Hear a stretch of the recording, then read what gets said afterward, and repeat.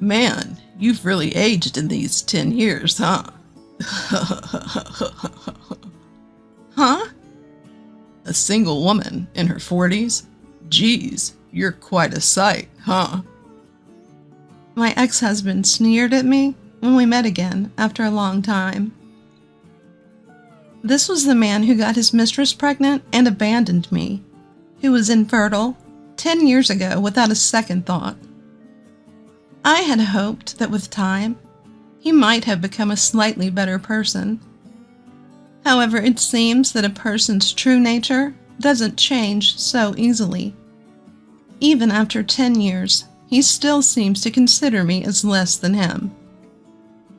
Bringing up the past and continuously insulting me, I quickly decided to end the conversation and not interact with him again.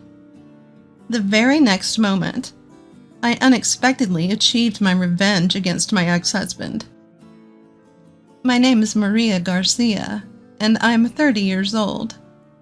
I work at a publishing company, and despite being busy with work every day, I lead a fulfilling life. My husband's name is Tim, and he's 32 years old.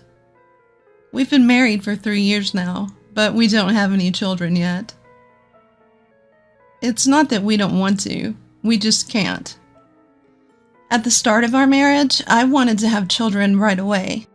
I've always loved children and wanted to experience childbirth and raising a child while I was still young. However, reality was harsh, and even after 3 years of marriage, there were no signs of us having children. In the first year, I didn't worry too much about it. I thought, we'll naturally get pregnant at some point.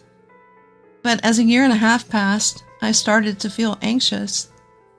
There was no reason we couldn't conceive. We weren't using contraceptives. I clearly remember the feeling of my blood draining from my face when I realized this. What if it's my fault? What if I'm the one who's infertile? I feared that the value of me as a woman would vanish in an instant. In the end, I couldn't tell my husband how I felt and decided to go to a gynecologist. I was told that natural conception was impossible and had to undergo various tests. Some of these tests had to be done during my period, and some had to be done after it ended. As someone who was lacking knowledge about all this, the 2 months until the tests were over were really hard for me. I went to hear the results of the test with a prayer in my heart. As I rubbed my cold hands and headed to the examination room, the doctor said, "We've run a comprehensive examination, and we didn't find anything unusual about you, Miss Johnson." Huh, so you mean there's nothing wrong with me? Yes, we didn't find any specific cause. You have a body that can get pregnant without a problem. Then why can't I? At that point, a single possibility occurred to me. The doctor seemed to have the same thought and opened his mouth with a slightly grim expression. "How about suggesting your husband get tested too?" So you mean the infertility might be due to my husband, not me? That's correct. It's not well known, but about half of infertility cases are caused by the male partner. Half of them? When we hear about infertility, we tend to assume the woman is at fault. But that's not the case.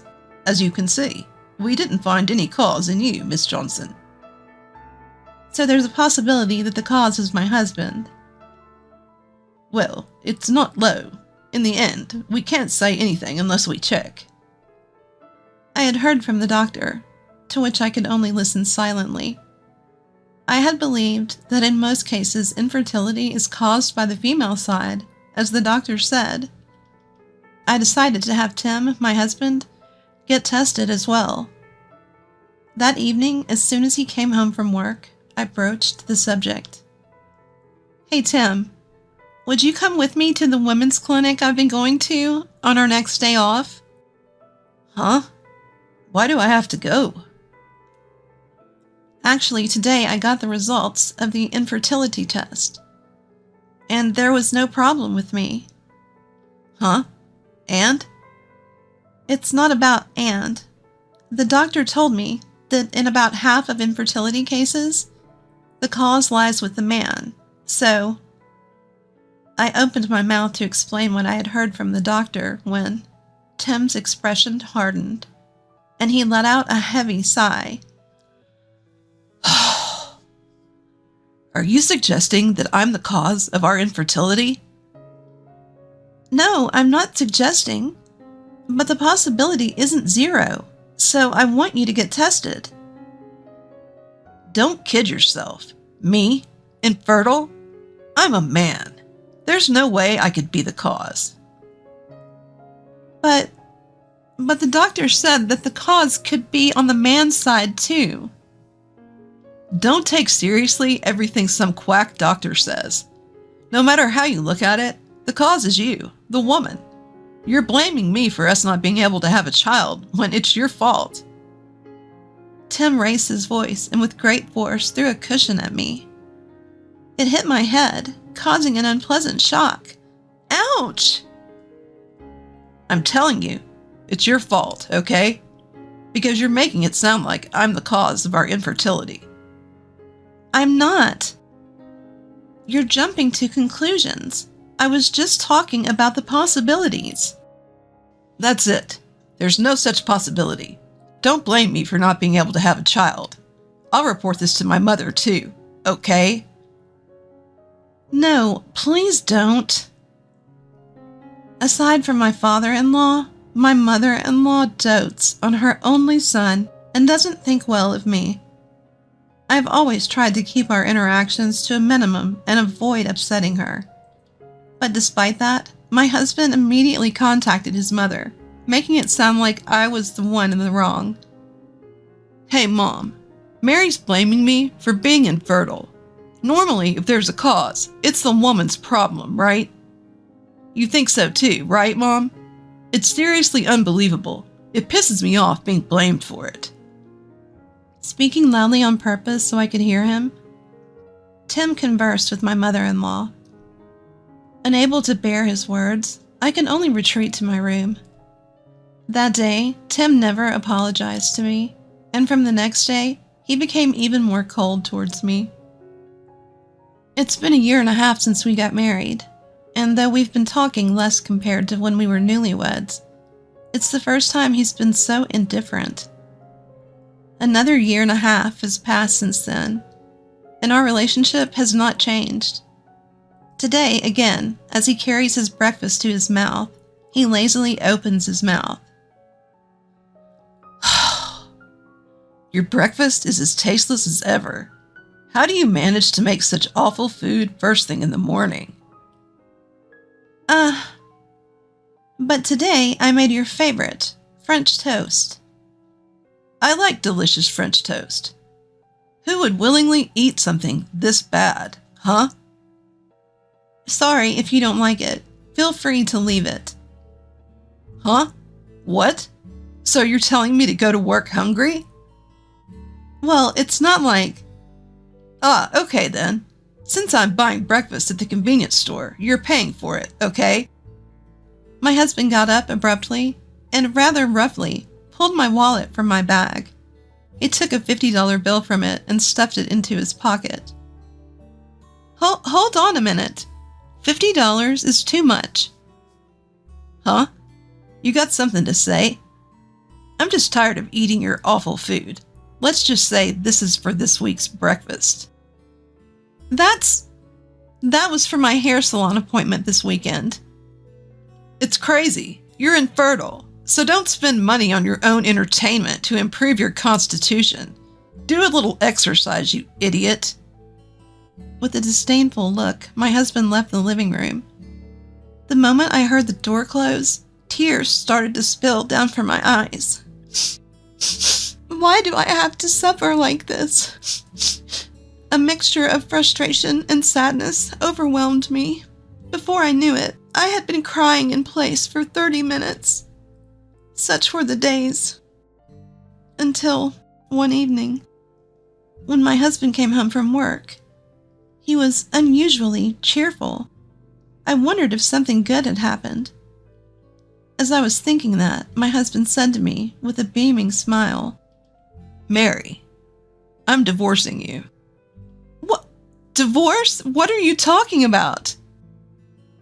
I'm going to be a father. Huh? Father? I don't understand what you're saying. She's pregnant. We've decided to raise the child together. So, please, divorce me.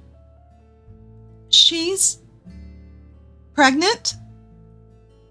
I couldn't understand his outrageous remarks. The only thing I knew was that he had been cheating.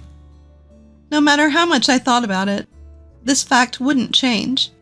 With teary eyes, I timidly asked my husband, Is that baby really yours, Tim? Huh? What are you talking about? Do you still think I might be infertile? But we've been married for 3 years and haven't been able to have a child. It's a fact that it's not my fault. You're so stubborn. You're just jealous because you can't get pregnant, right? Too bad. You're the one who's infertile. With that, he pushed me away and told me to leave. By the way, the apartment was in his name. If one of us had to leave, it had to be me. As I reluctantly packed my bags, he threw the pre-prepared divorce papers at me. Infertile woman, get out. I'll wire you the alimony later. I'll leave, even if you don't tell me to. But I never thought you could be such a horrible person. Say whatever you want. I'm at the height of my happiness. Unlike you, I'm going to be a parent.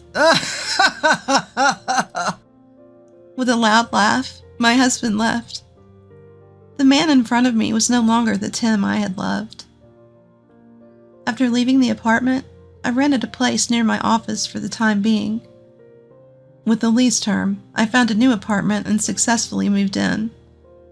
Since I only bought the bare minimum, like clothes and underwear, it was physically challenging to work and furnish my new place at the same time. Still, the $30,000 alimony for my ex-husband and his mistress helped me start my new life without financial trouble. For the next 5 years, I immersed myself in my work to shake off my painful past. During that time, I was introduced to someone through a good friend at work. His name was John Thompson. John was 2 years younger than me, but had a friendly and generous personality. Like me, he had gone through a divorce, the cause of which seemed to be infidelity on the part of his ex-wife. Neither of us had children. We shared the exact same situation. Because of this, we were able to understand each other's pain.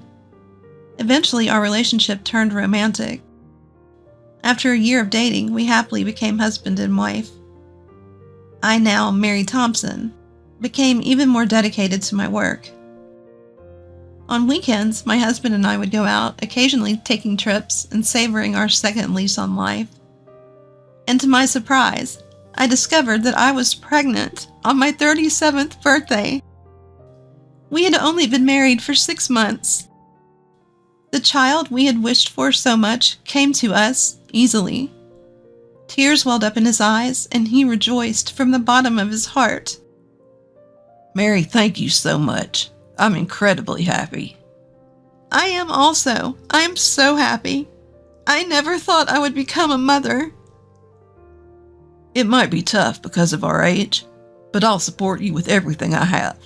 Let's do this together. Thank you, John. I'm really happy to become a parent with you. After that, just as he promised, John supported me throughout my pregnancy.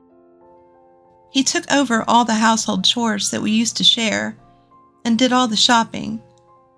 7 months later, I gave birth to our daughter safely. It was the happiest moment of my life. Soon our daughter, Lisa, turned 3 and began to speak quite fluently. John was out for the day, so Lisa and I were out at the park. As I watched Lisa play in the sandbox, I heard a familiar voice. Is that Mary? What? Tim? It is Mary. Wow, it's been a while. The man standing there was my ex-husband, Tim, who had abandoned me. He grinned as he approached, peering into my face. What are you doing here? Looking so down. Waiting to get hit on? That's ridiculous. Please don't talk to me. You've really aged in 10 years, haven't you? What? A 40-year-old single woman? Man, you look so miserable. My ex-husband slapped his hands together and burst out laughing. In front of him, I felt like a blood vessel had burst. I had just become happy. Why did he have to appear now, of all times? After all, it's because of him that I went through so much pain. I can't forgive him. Today, I'm going to say everything that's on my mind. I stood up, unable to control the anger rising within me. The reason for all of this in the first place is you. Just as I was about to shout at him, my daughter tugged at my clothes and asked with a puzzled look, Mommy, who is this man? Ah, Lisa. Mom's friend. Mom's friend. Hello. At the sight of my daughter calling me Mom, Tim's eyes widened. He approached me hurriedly with a flustered look. Hey, what's going on here? She just called you Mom. That's right. This girl is Lisa, my daughter. What? There's no way that's possible. You were infertile. That's what I told you 10 years ago, didn't I? The problem wasn't with me. I had tests done to prove it. So this child, she's really yours. Yes, Lisa is undeniably my daughter, born of me. No. It can't be. You were sterile. Tim's face turned a sickly pale color, distorted in shock. As he took a step back, I posed a thought to him. Tell me, are you certain your children are your children? What are you saying? Have you ever confirmed it? At least I believe that you were the cause of our infertility. Stop it. That's not true. There's no way. After all, I'm still raising a child with her. Well, doesn't it just go to show? It's not who bears the child, but who raises them. If you're not bothered by it. There's no way that child isn't my own. There's no way. Serves you right, to be made a fool of by her cuckoldry. Why don't you suffer for a bit? Tim let out a strange yell and ran off somewhere crying. My daughter stared at me in confusion as I chuckled at his pathetic figure. Mom, was that not a friend of yours? No, he wasn't. But you know what? I'm very grateful to him. Grateful? Why? Because if it wasn't for him, I wouldn't have met you, Lisa. Really? Then Lisa is also grateful. That's right, Lisa. You are the treasure of me and your father. I opened my arms wide, hugging my daughter tightly as she leapt into them. I may have been a bit cruel to Tim, but honestly, I don't harbor much resentment towards him anymore. Thanks to his cheating, I was able to meet my beloved John and Lisa. It seems that Tim confronted his wife about their child afterwards. In the end, his wife confessed that she'd had relationships with multiple men at the time. Among them, she chose to marry Tim because he had a stable income. After a DNA test, it was revealed that Tim had no biological relation to the child. He also underwent an infertility test, and it turned out that he was infertile. In the end, Tim and his wife divorced. He was left completely despaired and developed a mistrust of people.